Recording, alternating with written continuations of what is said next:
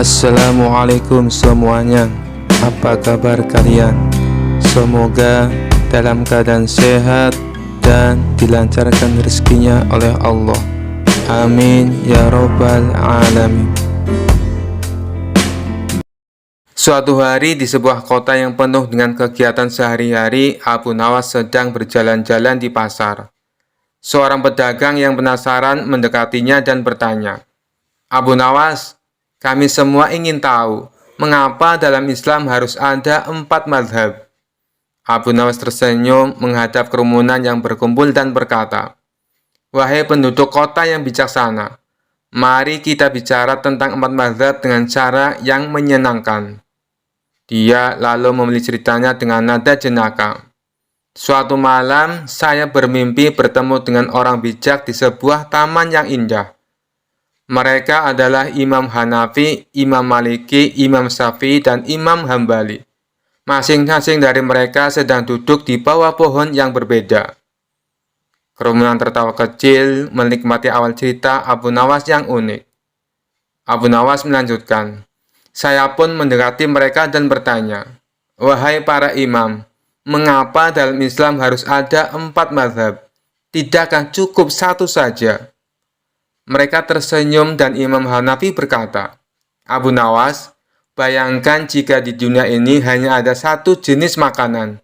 Bukankah akan sangat membosankan?' Penduduk desa tertawa terbahak-bahak mendengar analogi makanan dari Imam Hanafi.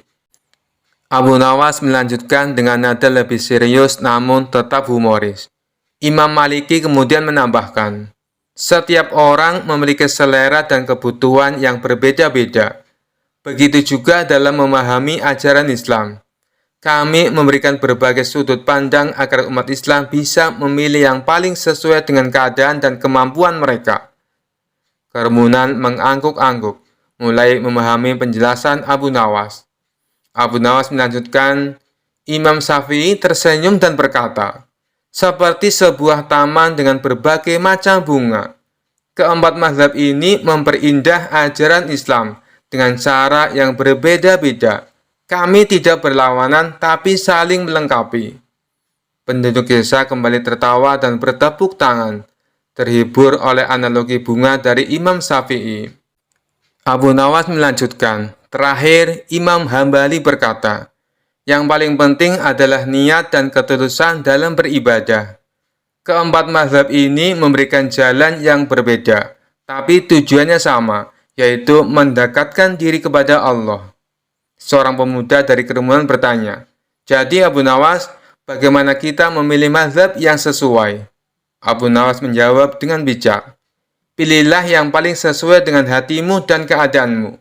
Yang penting, tetaplah berpegang pada ajaran Islam dan jangan saling menyalahkan. Ingat, keempat mazhab ini adalah untuk mempermudah, bukan mempersulit." Kerumunan tertawa dan bertepuk tangan lagi, terkesan oleh kebijaksanaan dan humor Abu Nawas.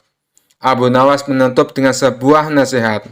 "Ingatlah sahabat-sahabatku, keempat mazhab ini adalah seperti 4 jalan menuju puncak gunung yang sama. Pilihlah jalan yang paling cocok untukmu, dan tetaplah bersatu dalam cinta dan kasih sayang terhadap sesama muslim." Kisah selanjutnya. Suatu hari datanglah 3 orang desa menghadap Sultan Harun al-Rasyid di istana. Sultan Harun al-Rasyid yang waktu itu sedang duduk berbincang-bincang dengan para pejabat tinggi, langsung saja mempersilahkan ketiga orang itu untuk masuk. Setelah 3 orang itu membungkuk, salah seorang di antara mereka berkata, "Ampun beribu ampun Baginda, karena kami telah mengganggu perbincangan Baginda dengan para pejabat yang lain." "Tidak, kalian tidak mengganggu. Kami malah senang dengan kedatangan kalian. Memangnya ada apa kalian menghadapku? Adakah persoalan yang ingin kalian sampaikan?" "Begini Baginda, saya Ahmad mempunyai 2 ekor kambing betina. Zulfikar mempunyai seekor kambing jantan. Sedangkan Zubair tidak mempunyai kambing.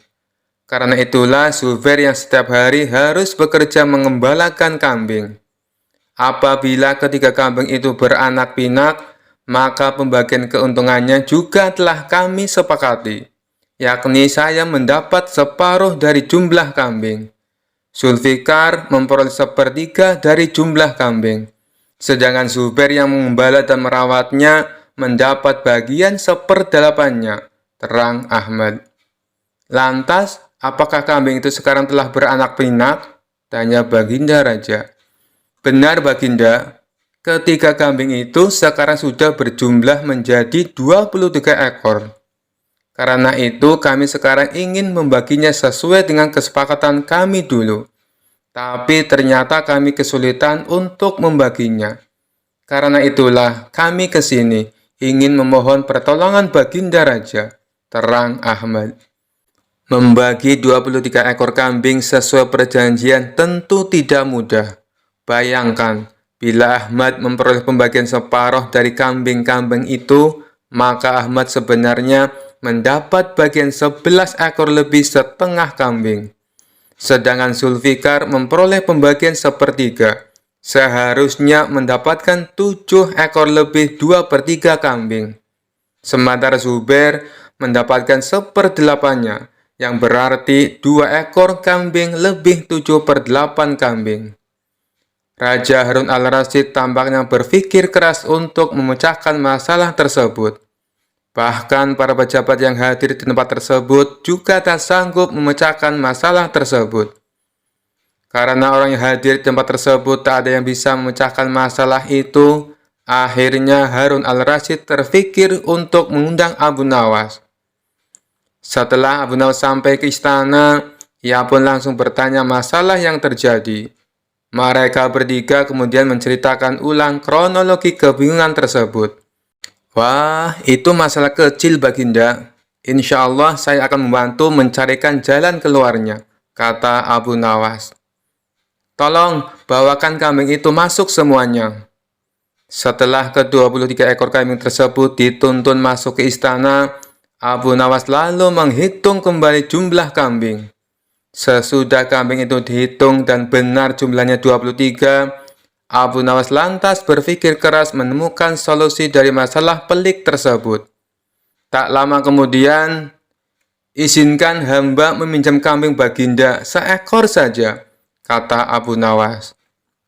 Nah, sekarang saatnya saya akan membagi kambing tersebut sesuai dengan porsi kalian saat perjanjian, kata Abu Nawas setelah menambahkan kambing milik Baginda Raja.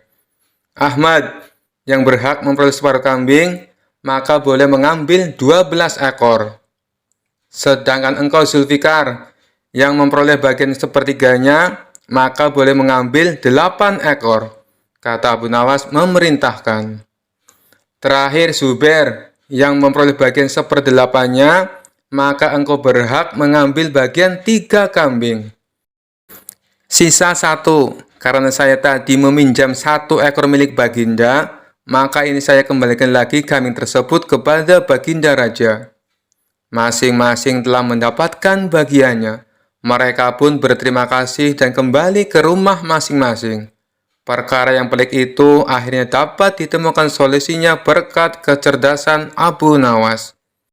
Kisah selanjutnya. Pada suatu pagi yang cerah di kota Baghdad, Abu Nawas duduk di teras rumahnya, memandangi kegiatan sehari-hari di pasar. Di tangannya, Abu Nawas memegang secangkir teh hangat sambil tersenyum cerah.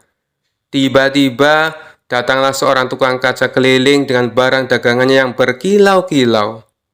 Saudara Abu Nawas, saya punya sesuatu yang spesial hari ini, kata tukang kaca dengan penuh semangat. Abu Nawas yang selalu tertarik dengan barang-barang unik langsung bertanya, apa yang membuat barangmu hari ini begitu istimewa? Tukang kaca tersenyum misterius. Abu Nawas, saya punya cermin ajaib. Cermin ini dapat memperlihatkan kehidupan masa depan seseorang dengan jelas. Abu Nawas tertarik dan berkata, benarkah? Tapi tentu itu hanya trik dagangmu, bukan? Tukang kaca menjamin, tidak, bukan trik. Cermin ini memang ajaib. Saya akan memberikan kepada saudara dengan harga yang sangat bersahabat. Abu Nawas yang penasaran segera setuju dan membeli cermin ajaib tersebut. Begitu sampai di rumah, Abu Nawas langsung mencoba cermin tersebut dengan penuh antusias. "Saudara, apa yang ingin saudara lihat di masa depan?" tanya tukang kaca.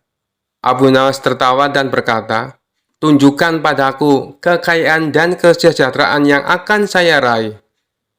Cermin ajaib itu pun bersinar terang, dan di dalamnya Abu Nawas melihat dirinya hidup dalam kemewahan yang luar biasa. Dia memiliki istana megah, pakaian mewah, dan segala keinginannya terpenuhi. Puas dengan pemenangan tersebut, Abu Nawas pun tertidur dengan senyum di wajahnya. Namun begitu pagi tiba, dia terbangun dan melihat sekelilingnya. Semua yang terlihat hanyalah rumahnya yang sederhana dan kehidupan sehari-hari seperti biasa. Abu Nawas bingung dan segera kembali melihat cermin ajaib. Kali ini, dia melihat hidupnya dalam kesulitan dan kemiskinan. "Sialan cermin ini," gerutunya. Tak lama kemudian, Khalifah Harun al-Rasyid mendengar kabar tentang cermin ajaib Abu Nawas. Khalifah yang penasaran pun meminta Abu Nawas membawa cermin tersebut ke istananya.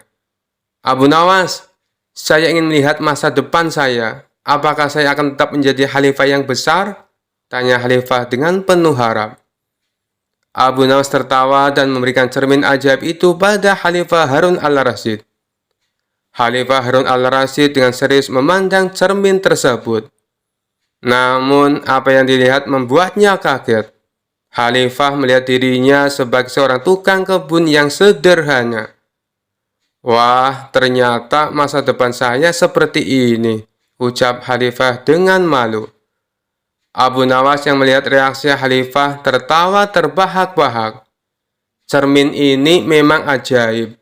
Tapi lebih baik kita hidup di masa kini dan berusaha untuk masa depan yang lebih baik, bukan?"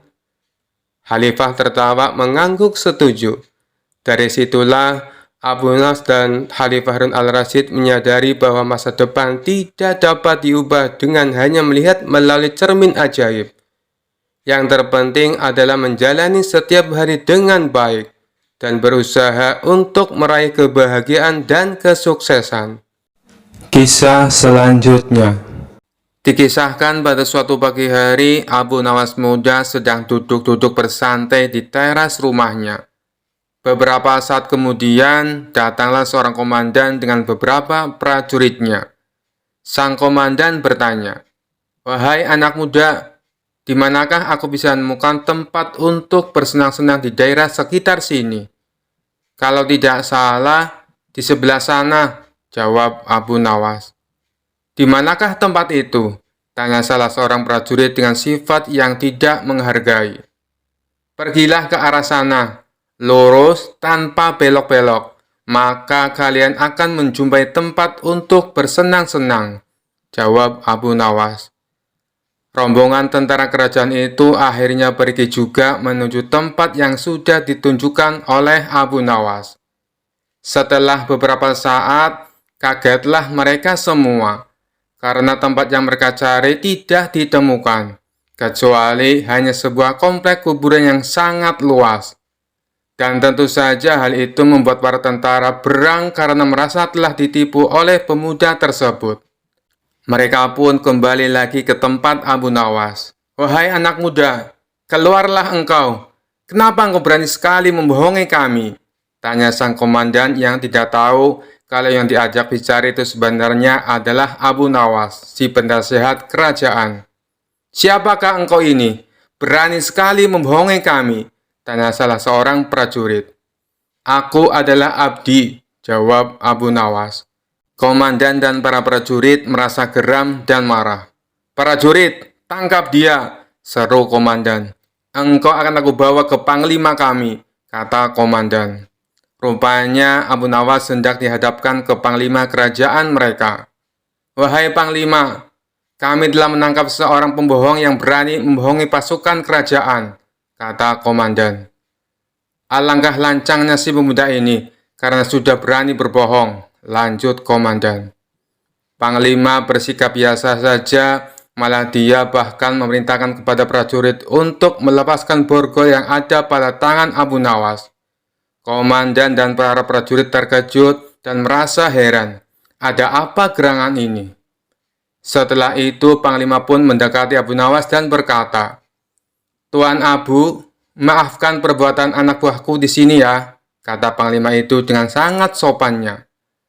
Laki-laki gagah dan tampan itu memang sudah saling mengenal satu sama lain, karena mereka seringkali bertemu ketika sang khalifah mengundangnya ke istana. Betapa terkejutnya sang komandan dan para prajuritnya. Perasaan sombong dan congkak yang tadi menyelimuti mereka seakan berubah menjadi rasa takut. "Wahai Tuan Abu, sebenarnya kebohongan apa yang mereka sangkakan kepadamu?" tanya Panglima. "Wahai Panglima, mereka memintaku untuk menunjukkan tempat untuk bersenang-senang. Tentu saja aku tunjukkan kuburan, karena kuburan adalah tempat yang lebih baik bagi orang-orang yang taat kepada Allah. Di sana pula dia akan mendapatkan hidangan yang nikmat dari Allah, terbebas dari rasa fitnah dan kejahatan manusia dan makhluk lainnya," jawab Abu Nawas dengan tenangnya. Mendengar jawaban pemuda itu, segera saja komandan mendekati Abu Nawas dan berkata, "Maafkan hamba, Tuanku Abu. Andai saja aku mengetahui bahwa Tuan adalah Tuan Abu, tentu kami tidak akan berani membawa Tuan ke hadapan Panglima," kata komandan lagi. "Wahai komandan, apakah aku telah membohongi kalian? Bukankah aku berkata benar? Aku adalah abdi, dan setiap orang adalah abdi Allah, termasuk kalian semuanya," kata Abu Nawas. "Anda benar, Tuanku," jawab komandan. Komandan dan prajurit yang telah menangkap Abu Nawas merasa malu jadinya. Kisah selanjutnya. Dikisahkan Abu Nawas membuat kesalahan sangat serius. Kesalahannya adalah sering datang ke berbagai tempat dan meneriakan khotbah yang sama. Dalam khotbahnya, Abu Nawas selalu menyebut para ahli ilmu yaitu ulama sebagai orang bodoh. Tentu saja khotbah ini dianggap mengganggu ketertiban masyarakat karena telah mencela para ulama. Akibat perbuatan Abu Nawas itu, para ulama sepakat mengadukannya kepada Baginda Raja. Mereka meminta supaya Abu Nawas diadili. Maka diadakanlah pengadilan, dan Abu Nawas sebagai terdakwanya. Di ruang sidang tersebut sudah berkumpul beberapa ulama kota Baghdad. Mereka menuntut supaya Abu Nawas dihukum. "Hai Abu Nawas, benarkah engkau berkata kalau para ahli ilmu adalah orang bodoh?" tanya Baginda Raja. "Benar, Paduka Yang Mulia," jawab Abu Nawas dengan singkat. "Apa alasanmu berbuat demikian?" tanya Baginda Raja lagi. Sebelum menjawabnya, izinkan terlebih dahulu hamba meminta beberapa kertas dan pena, lalu bagikan kepada semua para ahli ilmu yang ada di ruang sidang ini, pinta Abu Nawas. Setelah masing-masing ulama mendapat kertas dan pena, Abu Nawas kemudian kembali berkata, "Aku meminta kepada kalian semua para ahli ilmu untuk menulis jawaban pada kertas atas pertanyaan yang akan aku ajukan. Pertanyaannya adalah, apa yang dimaksud dengan roti?" ucap Abu Nawas. Mendengar pertanyaan remeh-temeh tersebut, salah satu dari ulama berkata, "Apa maksud pertanyaan itu, wahai Abu Nawas? Ini tidak ada kaitannya dengan kasusmu." Abu Nawas membalas, "Silakan dijawab saja, nanti Anda akan tahu." Setelah masing-masing ulama menuliskan jawabannya pada kertas tersebut, lalu dikumpulkan kepada Baginda Raja. Baginda Raja pun membaca satu demi satu kertas yang berisi jawaban itu. Ulama pertama menjawab roti adalah sebuah makanan. Ulama kedua menjawab roti adalah karunia dari Tuhan. Ulama ketiga menjawab roti adalah terigu yang sudah dimasak. Ulama keempat menjawab roti adalah makanan yang bergizi. Intinya, masing-masing ulama mempunyai jawaban yang berbeda-beda, tergantung pemaknaan mereka akan sebuah roti. Setelah membaca semua jawaban itu, Abu Nawas berkata kepada baginda raja dan semua ulama yang ada di ruang sidang, "Kalian semua adalah para ahli ilmu, tapi tidak ada satupun yang mempunyai jawaban sama tentang roti. Wahai baginda raja, jika mereka tidak bisa memiliki jawaban yang sama tentang roti, apakah mereka berhak menentukan khotbahku benar atau salah? Inilah maksudku mengatakan, kalau mereka para ahli ilmu adalah orang bodoh. Dapatkah baginda mempercayakan keputusan atau penilaian kepada orang-orang seperti ini? Bukankah terasa lucu bila mereka tidak sepakat akan sesuatu yang dimakan setiap hari, tetapi mereka dengan mudahnya sepakat menilai kalau khotbahku adalah salah?" beber Abu Nawas. Mendengar hal itu, baginda raja justru menjadi kagum dengan cara berpikir Abu Nawas. Dia lantas dibebaskan dari tuntutan. Kisah selanjutnya. Suatu hari Abu Nawas terlihat jalan sendirian menuju masjid untuk menunaikan sholat subuh. Setibanya di masjid, ia melihat para jemaah sudah pada berkumpul, meskipun saat itu azan subuh belum berkumandang. Masing-masing dari mereka sibuk dengan ibadahnya. Ada yang berzikir, ada yang sholat sunnah, ada juga yang membaca Al-Quran, sembari menunggu datangnya waktu subuh. Setelah selesai menunaikan sholat subuh dan zikir, orang-orang pun mulai beranjak meninggalkan masjid. Ketika sampai di halaman masjid, Abu Nawas terlihat senyum-senyum sendiri sambil memandangi topinya. Tentu saja tingkah ini membuat para jamaah penasaran. "Hei Abu Nawas, memangnya apa yang kamu lihat di dalam topimu? Sampai-sampai terlihat sangat bahagia," tanya salah satu jamaah. "Aku melihat surga dan bidadari di dalam topiku," jawab Abu Nawas dengan ekspresi meyakinkan. Mendengar jawaban itu, para jamaah berbondong-bondong menghampiri Abu Nawas. Dikarenakan sangat penasaran, salah satu mereka pun berkata, "Sini, coba aku lihat." "Tapi aku tidak yakin kau bisa melihat seperti apa yang aku lihat," ujar Abu Nawas sambil mencegahnya. "Memangnya kenapa Abu Nawas?" jawab jamaah dengan serempak. Dikarenakan mereka sama-sama makin penasaran, Abu Nawas dengan mimik wajah serius menjelaskannya. "Sebab hanya orang-orang beriman dan soleh saja yang bisa melihat surga dan bidadari di dalam topiku ini," ujarnya. "Sini coba aku lihat," ucap salah satu jamaah. Abu Nawas pun mempersilahkan dengan memberikan topinya.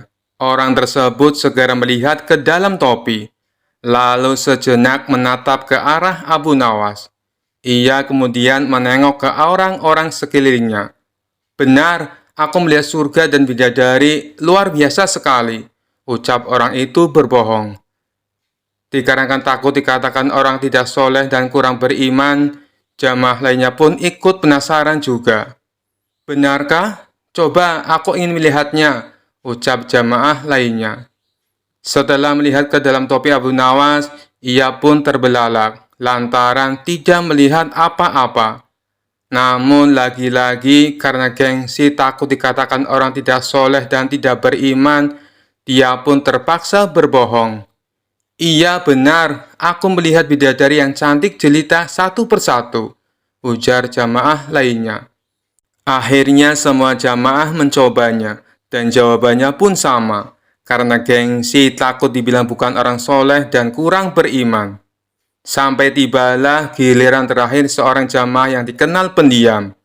Ia pun mengambil topi Abu Nawas dan melihat ke dalamnya. Dia tidak melihat apa-apa, justru mencium bau apek dari topi Abu Nawas. Orang itu langsung melempar topi ke tanah dan berkata dengan sedikit nada jengkel, "Aku tidak melihat apa-apa, yang ada bau apek. Lalu kau akan menuduhku orang tidak beriman?" tutur orang itu kepada Abu Nawas. Melihat hal itu, Abu Nawas malah tertawa terpingkal-pingkal. Kemudian Abu Nawas berkata, "Aku juga sama seperti engkau. Aku tidak melihat apa-apa," tegas Abu Nawas sambil menahan tawa. "Hei kalian semua, jangan hanya karena takut dibilang orang tidak beriman, lalu membohongi diri sendiri dan orang lain. Selama taat beribadah dan menjauhi larangan Allah, kalian tidak perlu takut dan tak perlu malu kepada orang lain, disebut sebagai orang yang tidak beriman. Cukup hanya kalian dan Allah yang tahu. Dan lagian, mana mungkin surga bisa terlihat, sementara kalian belum mati. Tambah Abu Nawas. Seketika mereka yang tadinya mengerumuni Abu Nawas langsung membubarkan diri, sambil menahan rasa malu. Kisah selanjutnya. Dalam kesehariannya, Abu Nawas hampir selalu miskin. Namun, ia tidak pernah mengeluh. Hingga suatu hari, istrinya yang mengeluh. Tapi aku hanya mengabdi kepada Allah saja, kata Abu Nawas. Kalau begitu, mintalah upah kepada Allah, kata istrinya. Abu Nawas langsung ke pekarangan, bersujud dan berteriak keras-keras. Ya Allah, berilah hamba upah 100 keping perak. Dilakukan berulang-ulang. Tetangganya ingin mempermainkan Abu Nawas. Ia melemparkan 100 keping perak ke kepala Abu Nawas. Tapi ia terkejut waktu Abu Nawas membawa lari uang itu ke dalam rumah dengan gembira. Sambil berteriak, aku ternyata memang wali Allah. Ini upahku dari Allah. Sang tetangga menyerbu rumah Abu Nawas, meminta kembali uang yang baru dilemparkannya. Abu Nawas menjawab, aku memohon kepada Allah, dan uang yang jatuh itu pasti jawaban dari Allah. Tetangganya marah, ia mengajak Abu Nawas menghadap hakim. Abu Nawas berkelit, aku tidak pantas ke pengadilan dalam keadaan begini. Aku tidak punya kuda dan pakaian bagus. Pasti hakim berprasangka buruk pada orang miskin. Sang tetangga meminjamkan jubah dan kudanya. Tidak lama kemudian mereka menghadap hakim. Tetangga Abu Nawas segera mengadukan masalahnya kepada hakim. Bagaimana pembelaanmu? Tanya hakim pada Abu Nawas. Tetangga saya ini gila, Tuan, kata Abu Nawas. Apa buktinya? Tanya hakim. Tuan hakim bisa memeriksanya langsung. Ia pikir segala yang ada di dunia ini adalah miliknya. Coba tanyakan. Misalnya, tentang jubah saya dan kuda saya.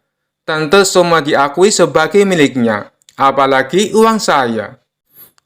Dengan kaget sang tetangga berteriak, tetapi itu semua memang milikku. Bagi sang hakim, bukti-bukti sudah cukup. Perkara putus. Kisah selanjutnya. Dikisahkan suatu hari di negeri 1001 malam Baghdad digelarlah acara hajatan besar. Sang Raja Harun al-Rasyid pun berniat merayakan pesta ulang tahun kerajaan bersama-sama dengan seluruh rakyatnya. Pada hari yang telah ditunggu tiba, rakyat Baghdad dikumpulkan di depan pendopo istana.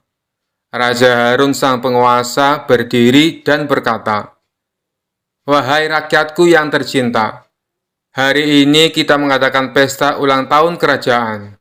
Aku akan memberi hadiah kepada para fakir miskin. Aku juga akan memberikan pengampunan kepada para tahanan di penjara dengan mengurangi hukuman menjadi setengah dari sisa hukumannya, seru baginda kepada rakyatnya. Mendengar ucapan sang raja, tentu rakyat Baghdad bersukaria. Mereka segera berpesta bersama dan menyantap aneka makanan yang telah disediakan. Tak berapa lama kemudian, para pengawal istana membagi-bagikan hadiah kepada fakir miskin. Setelah dipastikan seluruh rakyatnya yang fakir miskin mendapatkan hadiah, raja pun memanggil para tahanan. Tahanan pertama yang mendapatkan kesempatan adalah bernama Sofyan. Sofyan, berapa tahun hukumanmu? Tanya baginda. 2 tahun baginda, jawab Sofyan. Sudah berapa tahun kamu jalani? Tanya baginda lagi.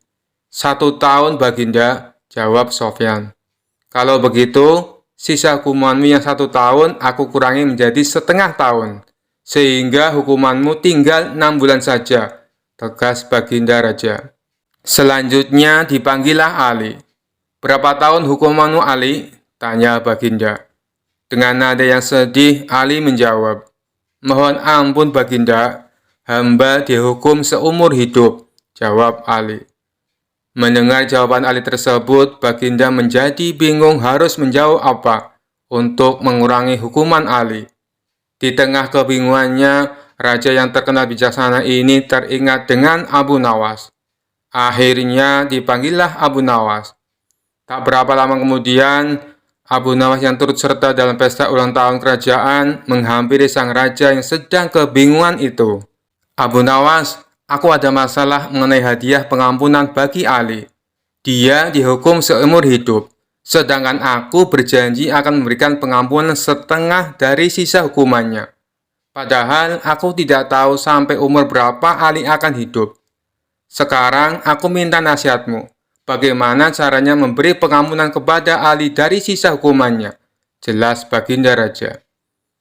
Mendengar penuturan rajanya, Abu Nawas pun ikut bingung. Dia berpikir, apa bisa mengurangi umur seseorang, padahal dia sendiri tidak tahu sampai kapan umurnya. Hamba minta waktu Baginda, ujar Abu Nawas. Mendengar permintaan Abu Nawas, raja pun akhirnya memberikan kesempatan kepada Abu Nawas untuk berpikir. Raja hanya memberi waktu sehari semalam saja, tidak boleh lebih. Jadi besok pagi Abu Nawas harus memberikan jawabannya. Sesampainya di rumah, Abu Nawas pun berpikir keras untuk menemukan pemecahan masalah tersebut. Dia tidak bisa tidur karena selalu kepikiran akan hal itu. Namun selang beberapa waktu, tampaklah senyuman di bibir Abu Nawas. Pertanda solusi telah ditemukan. Abu Nawas pun malam itu segera masuk ke kamar untuk tidur dengan nyenyak. Pagi-pagi sekali, Abu Nawas telah bangun. Setelah mandi dan sarapan, dia pun pergi menghadap raja setelah berpamitan kepada istrinya. Hamba sudah mendapatkan cara untuk memecahkan masalah si Ali, Baginda. Begini, Baginda, sebaiknya si Ali ini berada di luar penjara dan bisa bebas selama 1 hari. Lalu pada esoknya, dia dimasukkan lagi ke dalam penjara selama 1 hari pula. Lusa juga demikian, sehari bebas, sehari di penjara. Begitu berlangsung terus selama umur si Ali itu, jelas Abu Nawas. Baginda Raja tersenyum, engkau memang pandai Abu Nawas. Kalau begitu, kamu juga akan aku beri hadiah, yaitu sekantong keping emas, ujar sang raja. Setelah itu, Abu Nawas pun pulang dengan wajah yang ceria. Sekian dulu perjumpaan kita kali ini. Sampai bertemu lagi di kisah-kisah selanjutnya. Terima kasih yang sudah subscribe dan setia menonton channel ini. Wassalamualaikum warahmatullahi wabarakatuh.